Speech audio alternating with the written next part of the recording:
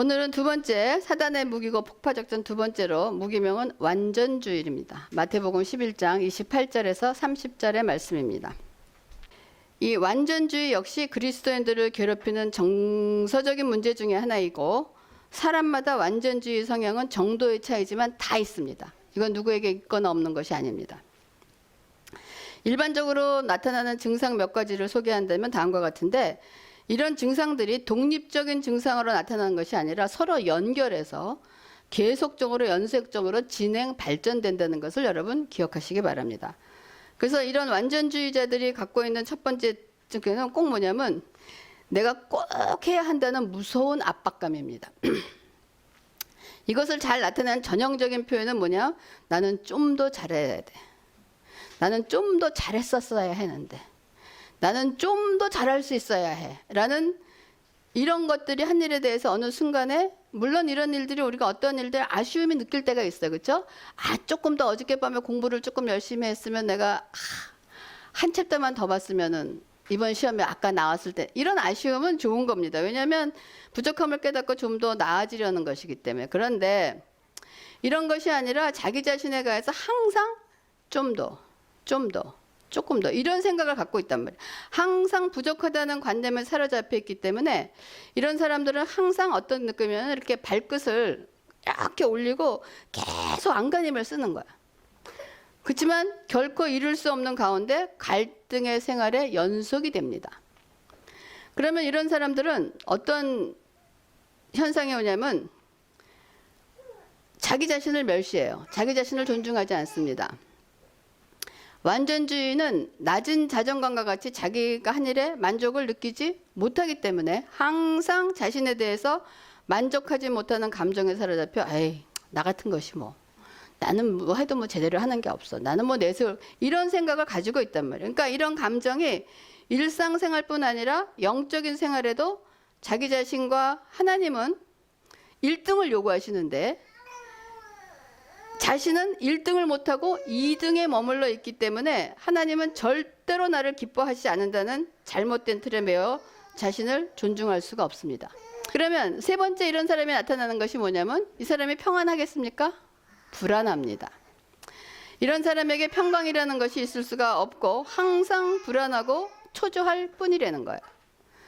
더 나아가 자기를 멸시하는 태도가 이제 이 불안에서 어떻게 되면 죄책감으로 이어집니다. 죄책감과 불안으로 진행되어져 나가게 되어 있어요. 자, 여러분 이것이 지금 이렇게 연결되는 걸 아시겠죠? 점점 이 증상이 심해지면서 네 번째는 어떻게 되니까 이 사람이 율법주의자가 되는 거예요. 율법주의가 된다는 건 뭐냐면 이 불안이 증폭이 되면서 다른 사람들이 자신에 대해서 어떻게 생각하는가에 대해서 굉장히 예민해질 수밖에 없습니다. 그리고 이 불안을 해소하기 위해서는 다른 사람들로부터 인정받는 것이 절실해 보인다는 거예요.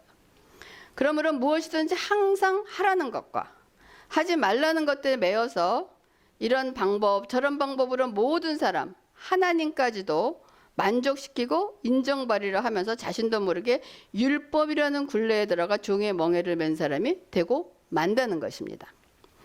근데 이런 사람들이 이렇게 율법주의가 되고 난 다음에 다섯 번째 오는 현상은 무엇이 있을 것 같아요, 여러분?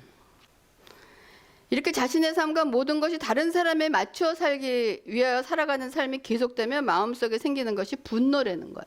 왜냐하면 자신도 모르게 마음속 깊은 곳에 나는 이렇게 최선을 다하여 죽을 힘을 다하는 제대로 되는 것이 없다는 자신의 생각이 이것이 어떨 때는 지칩니다.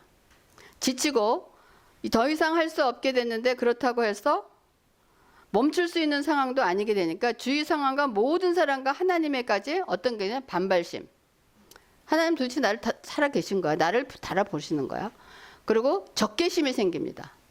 하나님은 나를 사랑하지 않으셔. 이건 거짓말. 이런 적개심까지 생기면서 분노가 사람들의 마음속에 들끓어오르게 됩니다.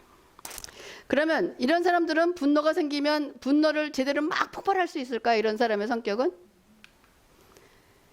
부인합니다. 여기는 이 부인은 와이프가 아니고 디나입니다.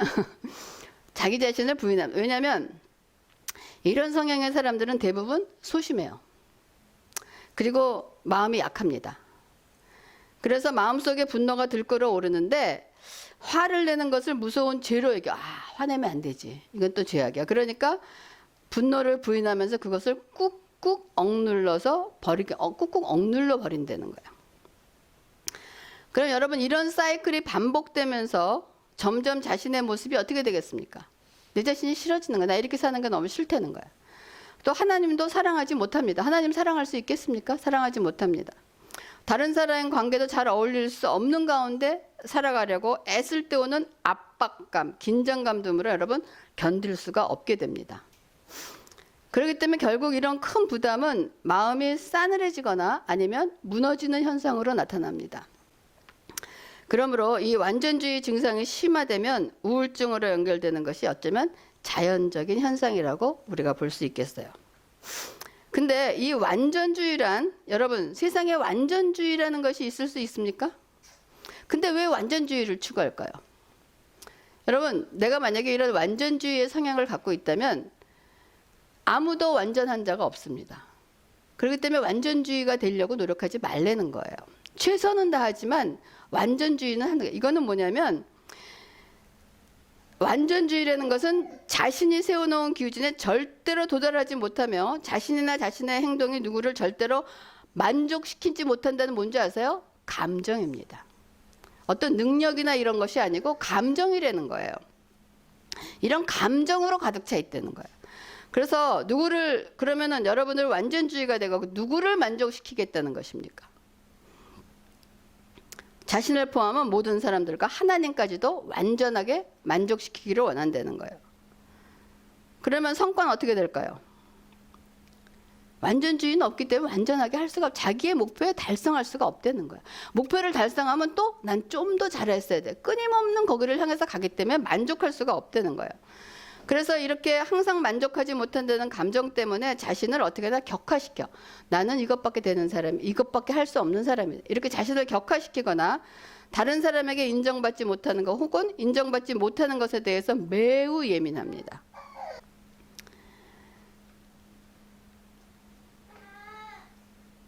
이런 사람들이 자신은 절대로 하나님을 기쁘시게 할 수 없다고 믿기 때문에 하나님에 대해서 그거를 지배하고 있는 감정은 어떨까요? 하나님에 대한 신뢰일까요? 하나님에 대한 의심이 항상 하나님 나를 사랑하실까? 또 그렇게 되니까 나는 이렇게 열심히 하나님을 하겠다고 했는데 나를 안 도우시니까 어떻게 하나님께 반항이 생겨? 하나님 정도도 이러십니까? 하는 반항심도 생기고 또 분노도 생기고 이런 감정 때문에 하나님에 대한 믿음은 항상 불안합니다. 근데 팩트는 하나님께서는 우리에게 뭐라 그러셨어요? 내가 너로 인하여 기뻐한다라고 하셨어요. 내가 너를 만들고 너가 보기에 좋았더라라고. 근데 이것이 팩트인데 하나님의 그 팩트는 변함없게 변하지 않습니까? 안 변하는데 나는 아니라 그럴 때 그럼 누가 변해야 될까요? 내 자신이 변화받아야 돼. 하나님이 변화받는 것이 아니고. 그러므로 우리가 변화를 받으면서 이런 부분을 여러분 치유받아서 변화를 받아야 된단 말이에요. 그러면 어떻게 치유를 받아야 되느냐 할 때 여러분 우리들은 은혜 안에서 자라가며 자신의 생각을 여러분 재조정하셔야 됩니다. 그리고 생활 전반에 걸쳐서 치유가 이루어져야 되는데 치유에 포함하는 사항은 뭐냐면 잘못된 개념. 여러분 잘못되게 생각하고 있다는 거예요. 상처난 감정, 또 자신을 비하 또는 격화시키는 태도, 화합하지 못하는 태도, 파괴된 대인관계가 회복돼야 하는 것들이 우리의 치유되는 관계에 포함이 되어 있습니다. 그렇기 때문에 우선 여러분의 기억 속에 남아있는 이런 파괴적인 기억들에 대한 깊은 회고, 여러분 돌이켜보세요. 어떤 것이 여러분 삶 속에서 이런 파괴적인 상황이 있었는가, 그리고 그런 기억을 가지게 된 근본적인 이유를 여러분 반드시 알아내야 됩니다. 왜냐하면 이런 부정적인 요인들이 기억 속에 여러분 잠재해 있다가 순간순간 무슨 일을 만날 때 그 감정이 리콜이 됩니다. 리콜이 되면서 여러분들의 생활을 방해하는 요소가 되기 때문에 이런 파괴적인 기억들은 여러분 속에서 사라져야 된다는 것입니다. 그럼 반드시 이 처리 작업을 하셔야 되는데 그 처리 방법은 도대체 어떻게 해야 되느냐? 여러분들에게 이런 감정이 있다라면 여러분의 인생의 시계를 자신이 마주하고 싶지 않았던 그 순간으로 돌려서 기억 속의 자신과 마주하시기 바랍니다. 무슨 말인지 아시겠어요? 여러분 속에 지금 기억 속에 어떤 우리의 이런 모든 상처는 기억과 잠재의식과 무의식 속에 들어 있습니다. 근데 우리가 무의식과 잠재의식을 모르더라도 여러분 기억 속에 남아있는 것부터 처리를 하자는 거야. 그 여러분들이 아주 어렸을 때 기억 속에 아주 그 순간에 기분이 나빴다. 그 순간에 아주 모멸감을 느꼈다. 그 순간에 너무 분했다. 그 순간에 너무 창피했다. 뭐 이런 순간이 있어요. 기뻤던 순간 말고 이런 상처가 되는 순간으로 돌려서 그 상황으로 여러분 돌아가시고 그 상황을 다시 한번 리메이크 하시란 말이에요. 그리고 기도하면서 주님께 솔직하게 그 당시 자신이 느꼈던 감정을 그대로 고백하시기 바랍니다. 그것이 기도예요. 그럴 때 그러면 기도 중에 성령님의 치유하심과 어루만지심과 위로함이 여러분 임할 것입니다.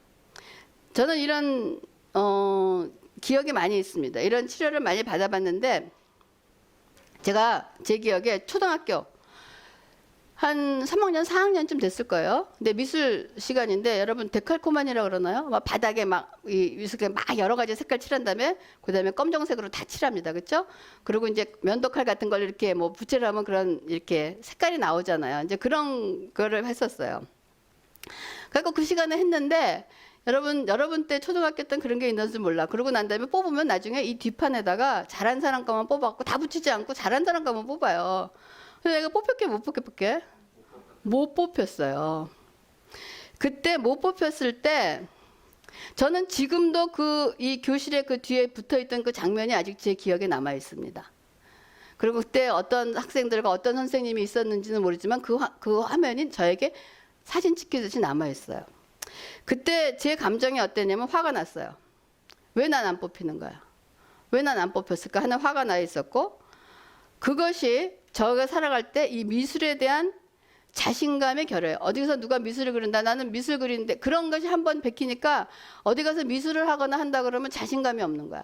난 뭘 그리려고 그래도 그려도 이거 내가 잘 그린 건가? 이런 그런 미술에 대한 결여하는 거가 생기고. 그리고 뽑히지 않은 것으로 인해서 마음속에 도전에 대한 두려움이 생겨요. 이렇게 딱 했는데 내가 만약에 뽑히지 않으면 어떡하지?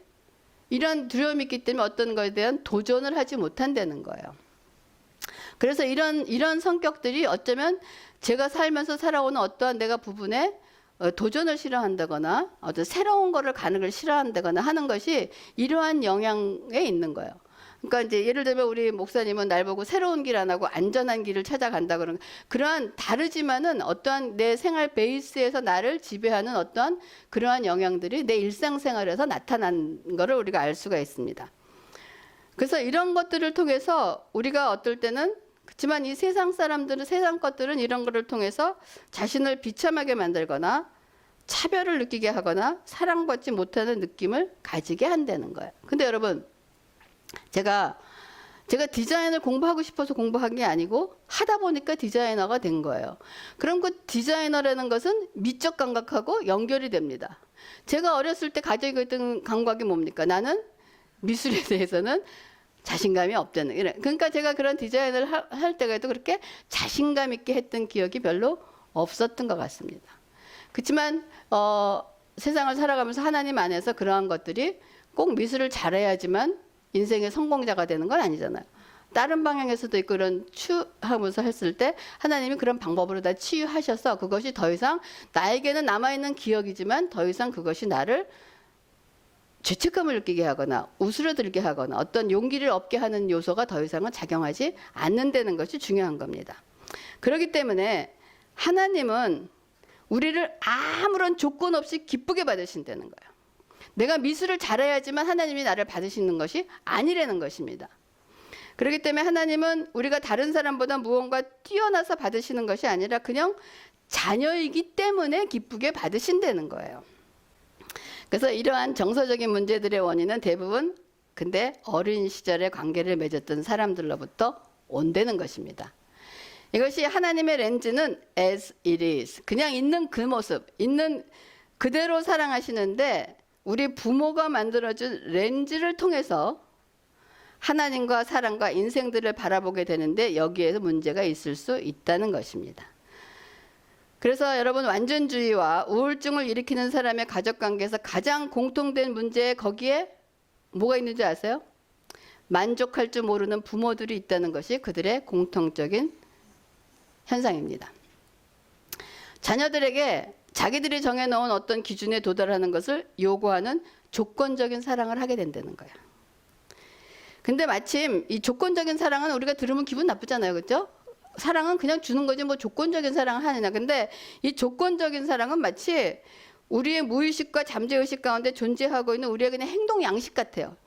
내가 조건적인 사랑을 하고 싶어서가 아니고 그냥 저절로 그런 것이 내 삶의 패턴으로 되어 있는 것 같아요. 그런데 이렇게 우리에게 찾아오는 수없이 많은 상처들을 분리하기는 쉬운 일이 아니에요. 그리고 이것은 타락한 세상에 찾아볼 수 있는 삶의 부속품이고 삶의 일부분이기 때문입니다. 이런 걸 다 찾아낼 수도 없고, 그렇다고 해서 우리가 무시해도 안 되고, 그렇다고 해서 시시콜콜 과거로 다 돌아가서 파헤치고 뽑아낼 수도 없습니다, 사실. 하지만 완전주의적 성향을 가지고 있는 사람은 우선 그리스도 안에서 자신의 참된 모습대로 사는 것을 배워야 되는 거예요. 내 모습 이대로 주 받아주시옵소서 하는 찬송가 있잖아요. 내 모습 이대로. 그것처럼 여러분은 여러분이 기도하면서 하나님 앞에 나아갈 때 여러분의 머릿속에 그려지는 여러분은 어떤 모습입니까? 기도를 해봤어야지. 여러분이 기도할 때 여러분은 어떠한 모습으로 하나님 앞에 기도를 드리십니까? 자신의 실제적인 모습입니까? 아니면 하나님의 사랑과 인정을 받기 위해서 자신이 실제 이상으로 높이 올린 모습, 어떤 이런 슈퍼자야 된다는 그런 생각을 하고, 나는 좀 하나님 앞에 나갈 때 나는 그래도 좀 이렇게 좀 괜찮고 이런 모습으로 나가느냐, 아니면 내 모습 이대로 나가느냐, 한번 여러분 생각해 볼 수 있기를 바라겠습니다. 근데 하나님 앞에 오직 당신의 좋은 점만 보이려고 생각한다면 참된 당신의 모습은 아닐 것입니다. 여러분이 아무리 깨끗하고 참되고 한다 그래도 하나님 앞에 나갈 때 아무리 깨끗한다 그래도 하나님하고 비교해서 깨끗해질 수가 있겠습니까? 하나님은 우리하고 비교급이 될 수가 없는 분이에요. 그렇기 때문에 그 생각부터 버리시기 바랍니다. 그냥 내 모습 이대로 나가시기 바랍니다. 그래서 예수께서는 의인을 부르러 온 것이 아니라 죄인을 부르러 오셨다는 거 여러분 기억하시기 바랍니다. 그러므로 죄인된 모습으로 아버지 앞에 나가면 그대로 되는 거예요. 그리고 힘들 때 너무 씩씩한 척 안 해도 돼요. 하나님 나 힘듭니다. 나 어렵습니다. 하나님 나 분통 터집니다. 나 좀 살려주세요. 이런 모습을 하나님이 원하시지 그냥 씩씩하고 하나님 나 괜찮습니다. 이거 안 하는 그러나 하나님 나 괜찮습니다. 그래 하나님 그럼 괜찮을 때까지 좀 더 해봐라. 저는 기도 가운데 저에게 보여주신 모습이 있어요. 어떤 모습이냐면 제가 굉장히 어립니다. 그렇지만 이렇게 주님 손을 잡고 가서 걸음마를 걸을 수 있는 그런 아이예요. 이렇게 예쁜 원피스 입고 가는 그런 모습, 뒷모습을 기도 가운데 보여주신 적이 있어요. 그러니까 나는 하나님 앞에 항상 어떠냐? 그런 아기 같은 모습이에요. 아기 같은 모습이기 때문에 찬양을 해도 아기같이 하고 기도를 해도 아기같이 하고 그냥 하나님 앞에 그런 모습으로 여러분 나갈 수 있기를 바라겠습니다. 여러분 꾸민다 그래서 꾸밀 수도 없고 감춘다 그래서 하나님 앞에 감출 수도 없다는 거예요. 그래서 이런 완전주의자가 봉착하는 가장 큰 문제는 여러분 감정적인 문제라는 거 잊지 마시기 바랍니다. 우리의 몸과 생각은 성장하고 발전해 가는데 어렸을 때 받은 감정적 타격으로 인해서 실제적인 자신의 모습이 주눅이 들어서 자라나지 못한다는 거예요.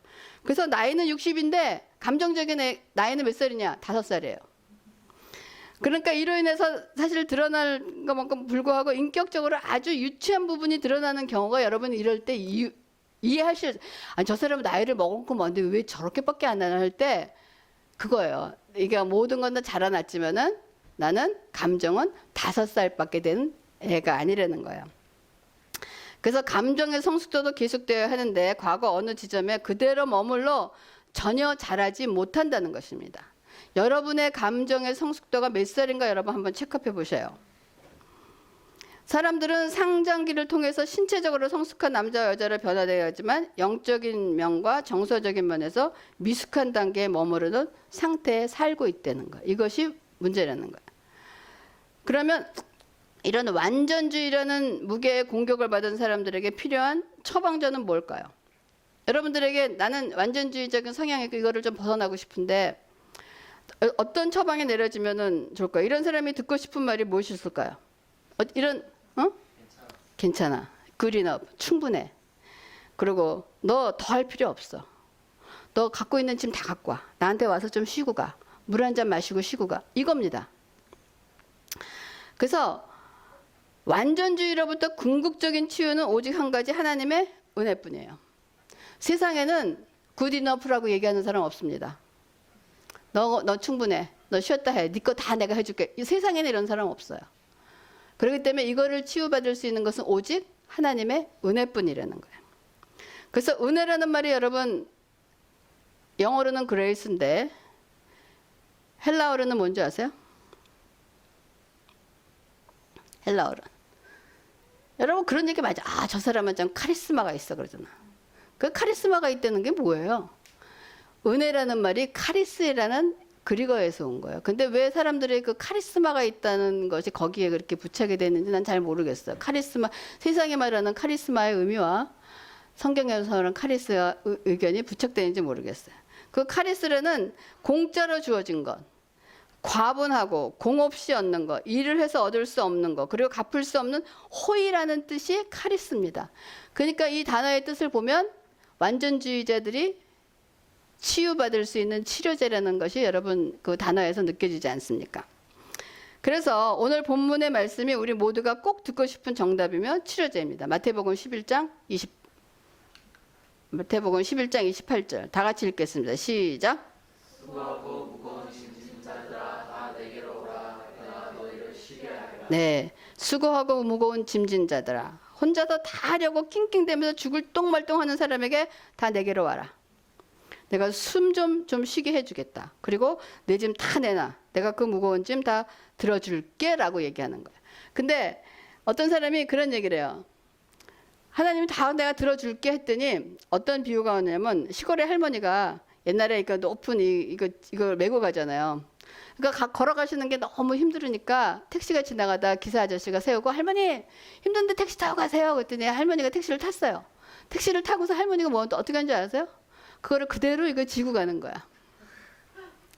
이게 웃지만은 우리가 주님 안에 다 오라 그러는데 우리가 가서 어떻게 하느냐, 내 짐을 다 머리에 지고 하나님 앞에 있다는 그런 얘기인 겁니다.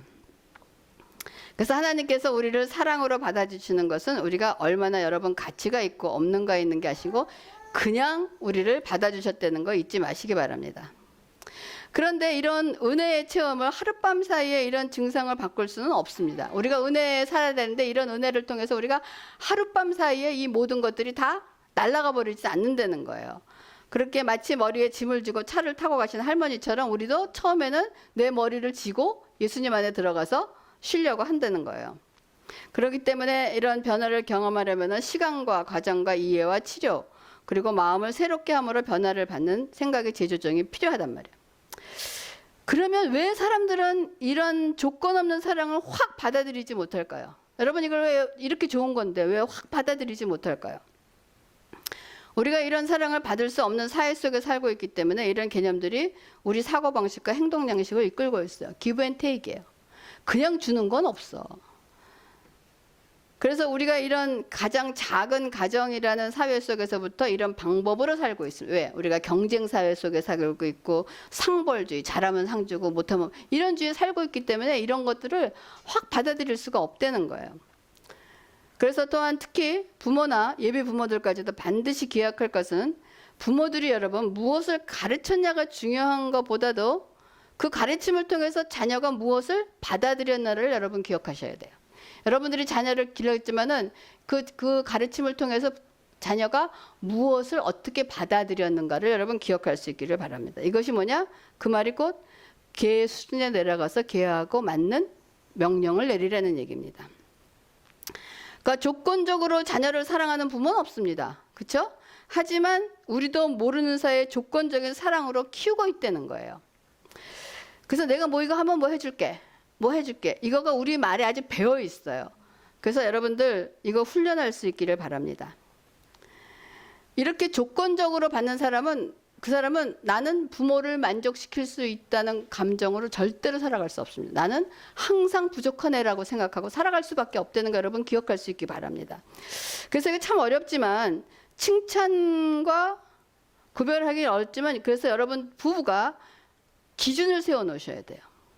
우리가 애가 잘했을 때 뭘 해줬을 때 어떻게 이거를 절대적인 여러분이 앞으로 여러분이 애들에게 먹이고 입히는 것도 중요하지만 여러분이 부모가 상의해서 반드시 룰을 세워 놓으셔야 됩니다. 이럴 때는 상을 주고 이럴 때는 어떻게 하고 한다는 것이 부부가 그것이 동의된 가운데서 자녀들을 길러가는 거 이거 굉장히 중요합니다. 그래서 하나님은 우리를 조건에 따라 사랑한 것이 아니라는 거예요. 로마서 5장 8절 있잖아요. 우리가 아직 죄인 되었을 때 그리스도께서 우리를 위하여 죽으심으로 하나님께서 우리에 대한 자기의 사랑을 확증하셨느라. 우리가 언제 우리를 사랑하셨어요?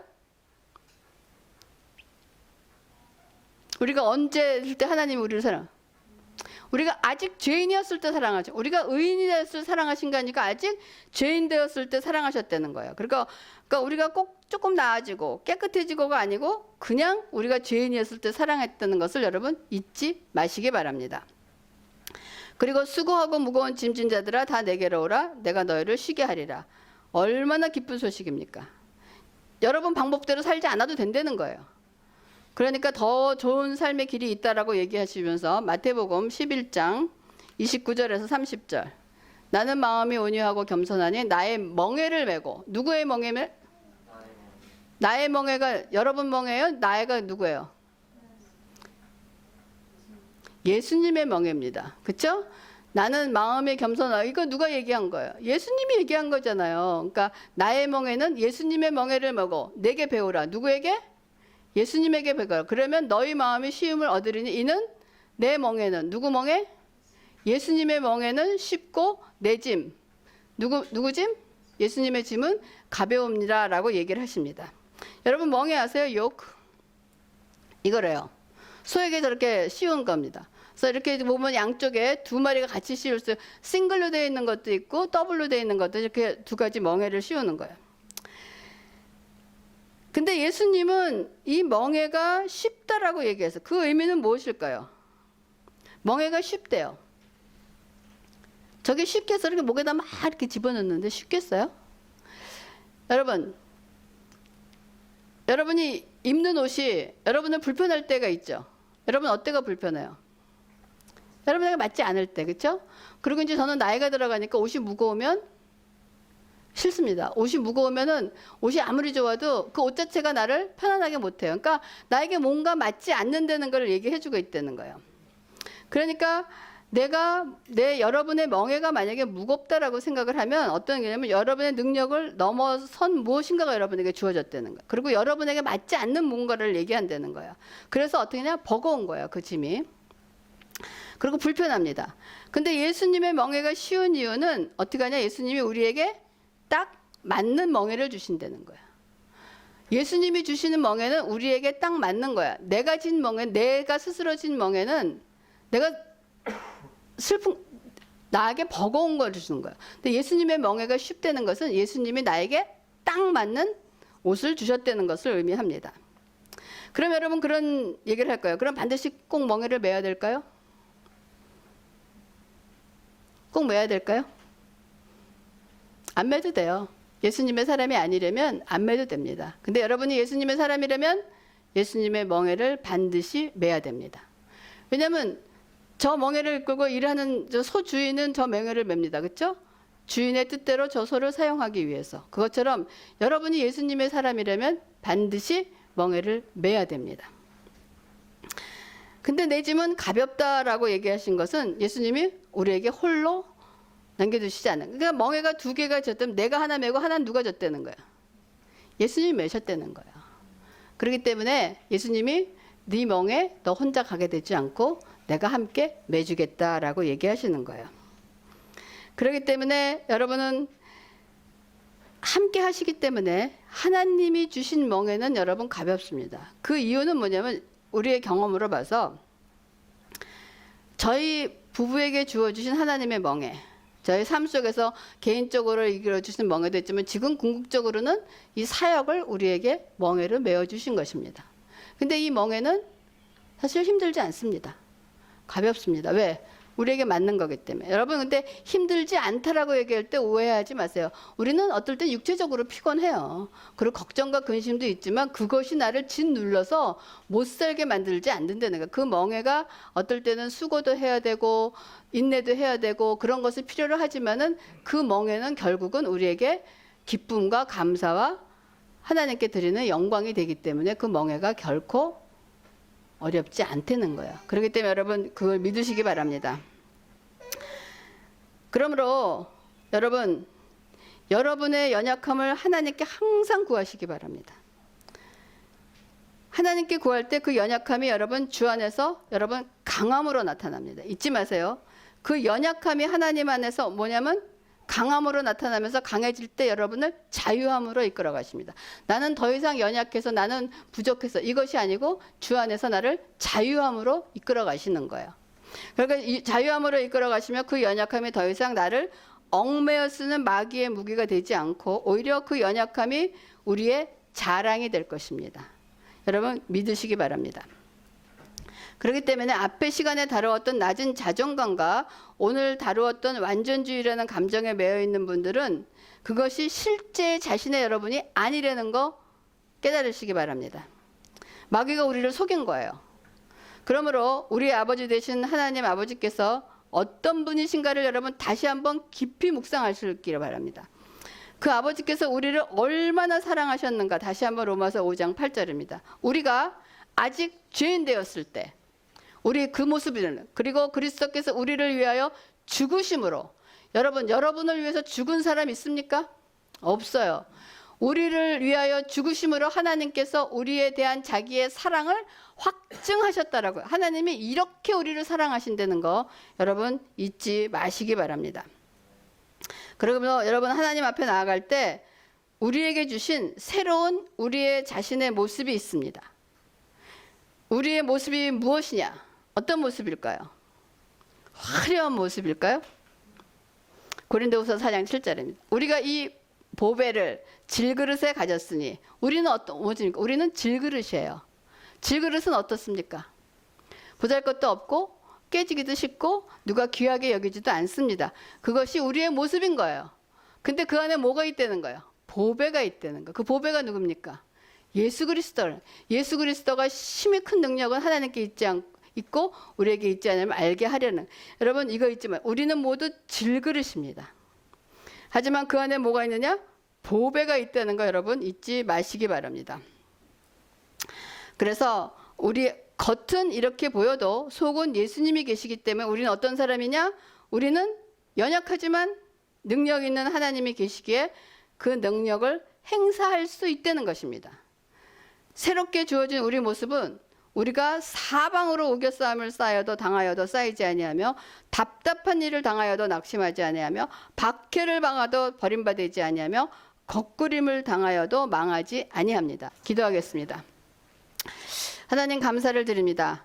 아버지 하나님 우리가 두 번에 걸쳐서 아버지 하나님 그 낮은 자존감과 아버지 완전주의라는 그런 감정이 주는 아버지 잘못된 생각을 아버지 주 안에서 바꿔지며 치유받기를 원합니다. 그래서 주 안에서 아버지 내가 누구인가를 확실히 알게 하시고 또한 하나님이 누구이신가를 정확하게 알아서 내 모습 이대로 하나님 앞에 쓸 때 나는 질그릇이지만 그 안에 보배 되신 예수 그리스도께서 우리의 모든 삶을 인도하시고 축복하실 줄 믿습니다.